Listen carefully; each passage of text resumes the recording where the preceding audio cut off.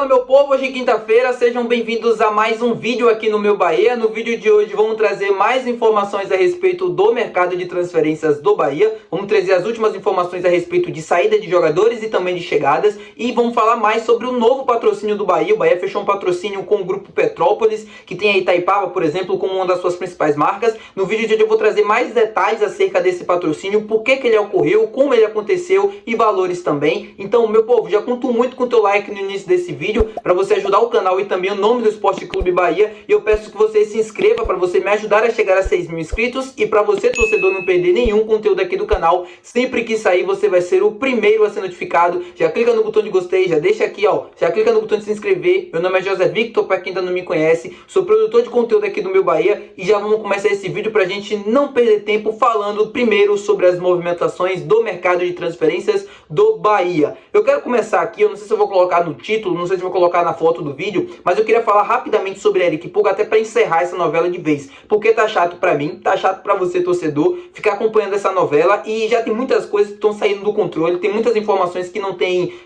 assim, um pingo de credibilidade nenhuma, e eu queria explicar para vocês tudo aquilo que eu consegui apurar nas últimas horas em relação ao Eric Pulga. Ontem surgiu aquela informação do Informe Baiano, trouxe aqui no canal e falei para vocês que iria apurar. Pois bem, consegui apurar. E a resposta que eu obtive foi muito simples. Vitor, não existe nada. Foi o que me disseram. Não existe nada disso. De que o jogador está fechado para 2025, de que o Bahia está atrás do jogador para fechar um pré-contrato, assinar um pré-contrato. Não existe nada desse momento. Eu já falei para vocês que seria complicado que isso acontecesse, que existisse de fato um pré-acordo, um contrato assinado, algo do tipo. E expliquei para vocês todo o cenário ali do Eric Pulga, mas expliquei que não teria chance de acontecer já um negócio avançado. E a pessoa que me falou isso foi uma pessoa próxima ao Eric Pulga e ele me relatou: Vitor, não existe nada disso, pode ficar tranquilo, não fica falando que tem coisa, porque não existe. Eric Pulga não está fechado com o Bahia para 2025 e nem tem chance disso acontecer no momento, tá bom? Vamos encerrar esse assunto, já vamos começar agora a falar sobre movimentações de saída. Pois bem, venho falando com vocês aqui ultimamente sobre Marcos Vitor e sobre David Duarte, dois jogadores que tiveram seus nomes ligados a outros clubes, o Marcos Vitor ao Ceará e o David Duarte ao Atlético Paranaense, todos eles para sair do Bahia. O que a gente sabe sobre Marcos Vitor?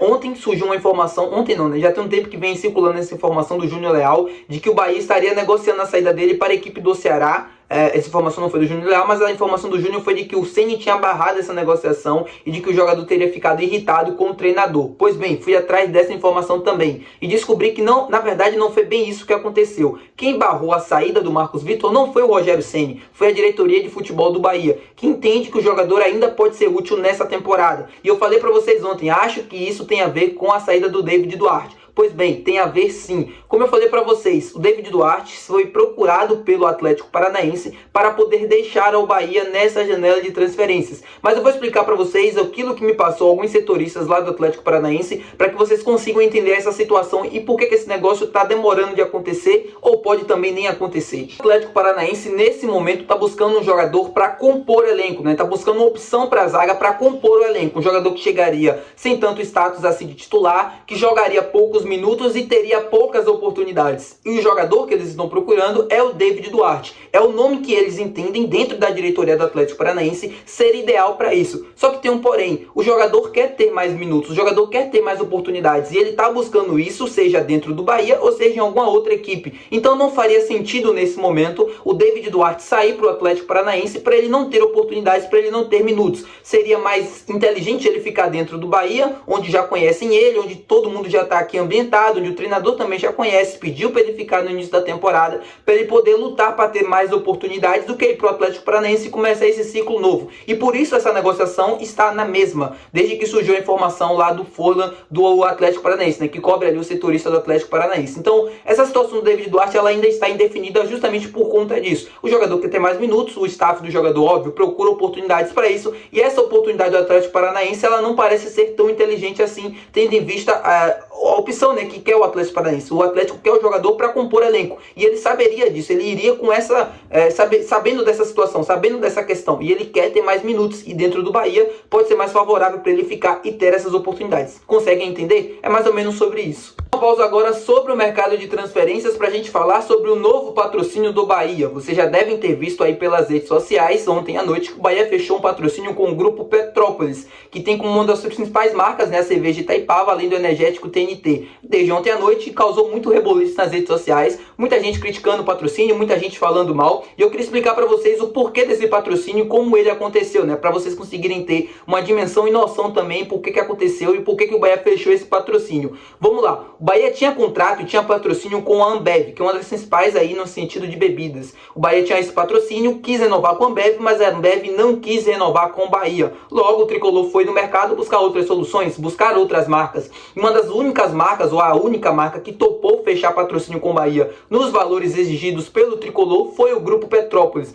inclusive pagando mais do que o Bahia tinha como contrato com a Ambev. Então, por conta disso, o Bahia fechou o patrocínio, vai ser um patrocínio digital, ou seja, não vai estampar na camisa do clube, a gente não vai ver lá Itaipava, TNT, qualquer outro tipo de marca do Grupo Petrópolis estampada na camisa do Tricolor de Aço. É um contrato digital. Contrato digital esse que é o maior da história do clube até então. Ou seja, agora dá pra gente entender, agora faz sentido esse contrato com o Grupo Petrópolis. Eu sei que muita gente fala da cerveja, da qualidade meio duvidosa e tal, e tem de fato uma qualidade duvidosa, mas enfim, isso não interessa, né, no sentido ali dos negócios do Bahia. Eu não sei se isso vai, de algum fato, prejudicar na relação da Fonte Nova, se vai ser mantido essa cerveja, se não vai ser mantido. Eu, de fato, não tenho essa informação, mas, enfim, não vai participar da camisa, como eu falei pra vocês, mas vai participar de ativações ali do Bahia, de eventos, até também na parte digital, por exemplo, atrás ali na coletiva, vai estar estampado um contrato, por exemplo, como tem ali o Palmeiras com a Esporte da Sorte, que é um contrato somente pro time feminino, mas aparece também em alguns eventos, né, em algumas coisas ali do time masculino também. Deve ser um contrato mais ou menos parecido. O Bahia deve estampar Ambev não, deve estampar o Grupo Petrópolis aí nas redes sociais, em alguns eventos do clube e tal, mas não deve ser transferido para a camisa. Pelo menos essa é a informação que eu tenho para trazer para vocês.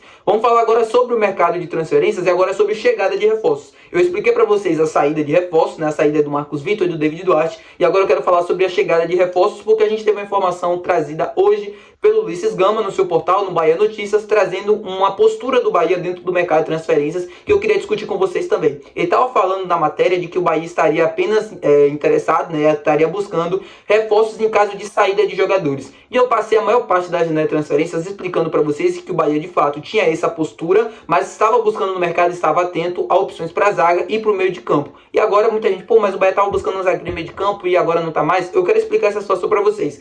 Meu povo, é o seguinte, como eu falei para vocês desde o início da transferência, se vocês quiserem voltar lá nos vídeos, podem voltar. Eu falava, o Bahia vai buscar sempre a reposição de jogadores, o Bahia vai fazer isso. Fez isso com o Estupiã e eu falava, gente, se tiver saídas, o Bahia vai repor, o Bahia vai perder o Oscar, mas vai repor. Poderia ser o Thales Magno e foi o Luciano Rodrigues. Sobre o meio de campo e sobre zagueiro, eu falando aqui que a procura do Bahia dentro do mercado sempre foi essa. Por quê? Porque o Bahia era as únicas posições, assim, primeiro, que a gente precisava de reforço, tinha uma certa carência, e também porque eram as posições mais ameaçadas para sair. A gente tinha o Iago Felipe recebendo sondagens de diversos clubes, vocês viram aqui Goiás, Avaí, Santos, Vitória, muita gente noticiou os interesses e eles de fato aconteceram. O Iago recebeu sondagens. É a mesma situação do David Duarte. Esses jogadores, por exemplo, talvez voltar para uma Série B ou ir para um clube onde eles não vão ter tantos minutos, é mais inteligente ficar dentro do Bahia. Então o Cadu estava adotando essa estratégia. O Bahia vai buscar reforços somente se tiver saída de jogadores. Essas saídas poderiam acontecer com o Iago Felipe, poderiam acontecer com o David Duarte, poderiam acontecer com o Marcos Vitor, liberando assim espaço para trazer novas contratações. E é por isso que eu falei para vocês, por exemplo, em caso de saída do David Duarte, a manutenção do Marcos Vitor ela é interessante, ela é importante. Por quê? Porque você, óbvio, vai buscar reposição no mercado, mas se você não conseguir encontrar um jogador à altura, por um acaso, por um momento assim, você já tem a confirmação e a continuação do Marcos Vitor por aqui. A mesma coisa no meio de campo, a saída do Iago Felipe poderia abrir uma oportunidade para a gente trazer um jogador com qualidade maior, uma qualidade técnica também para poder jogar e até para mudar um pouco a variação tática do time. Então,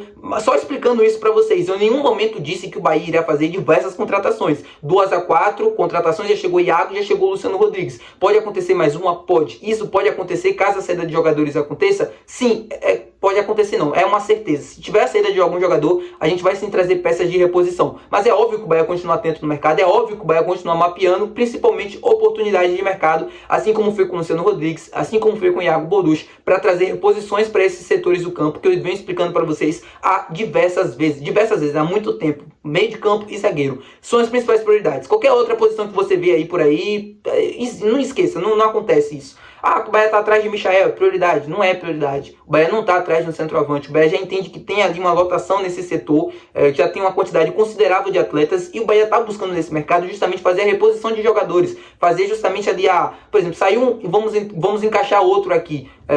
muitos jogadores numa determinada posição. Por exemplo, Michael, a gente tem o Biel, tem o Ademir. Cara, se o Rafael Ratão não sair, dificilmente o Bahia vai trazer um jogador pro ataque. Mais ou menos é nesse sentido. Eu falei, expliquei pra vocês a situação do Carlos Vinícius, que foi oferecido, que foi chegado ali tipo assim, a ser praticamente jogado para diversos clubes aqui do Brasil, e o Bahia em nenhum momento demonstrou interesse. É mais ou menos essa mesma situação, tá bom? Só explicando isso pra vocês, espero que vocês tenham gostado do vídeo. Se você gostou, ó, não se esquece de deixar teu gostei, não se esquece de se inscrever, que é muito importante. A gente deve ter conteúdo aí pro canal nas próximas horas, ou se não só amanhã. Enfim, qualquer novidade eu sempre venho aqui trazer pra vocês, não vou ficar enchendo de vídeo, até porque às vezes não tem assunto pra trazer, tá bom? Muito obrigado e até o próximo vídeo, valeu, tchau!